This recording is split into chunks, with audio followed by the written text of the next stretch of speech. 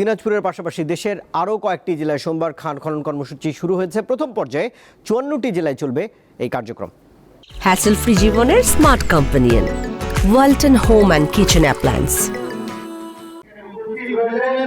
সরকারের খাল খনন কর্মসূচি উদ্বোধনের জন্য দিনাজপুরকে বেছে নেওয়ায় খুশি স্থানীয়রা। তারা জানান, কাহারোলের 12 কিলোমিটার দীর্ঘ সাহাপার খাল পুনর্খননের কাজ শেষ হলে কৃষিতে সেচ সুবিধার পাশাপাশি জলাবদ্ধতা নিরসন হবে। এখন আমরা তারেক রহমানের উদ্দেশ্যে আমরা মাটি কাটবো, আমরা 100 হেক্টর জমি আবাদ করতে পারবো, পানির সমস্যা হচ্ছে, এখানে আমাদের অনেক একটা আনন্দ লাগতেছে। খালটি খনন করা হলে আমাদের এলাকাবাসীর জন্য অনেক উপকার হবে, অনেক ধান চাষাবাস করা হবে, এখানে হাঁস পালন করা হবে, মানে বিভিন্নভাবে আমাদের অনেক উপকার হবে। নাটোরের বড়াই গ্রামে মির্জা মাহমুদ খাল খননের কাজ শুরু হয়েছে। 4.85 কিলোমিটার দীর্ঘ এই খাল খনন কর্মসূচি উদ্বোধন করেন হুইপ রুহুল কুদ্দুস তালুকদার দুলু।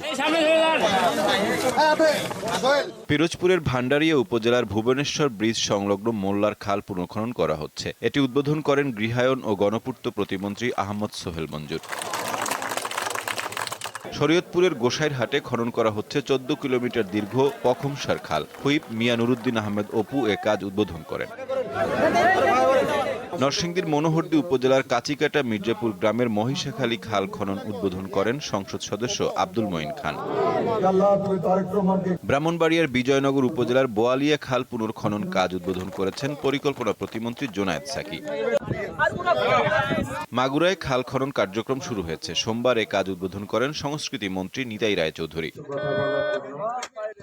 গাজীপুরের গাছা খাল উন্নয়ন ও সৌন্দর্য বর্ধন প্রকল্পে ব্যয় হবে 8 কোটি 45 লাখ টাকা। এ প্রকল্প উদ্বোধন করেন তথ্য প্রযুক্তি মন্ত্রী ফকির মাহবুব আনাম।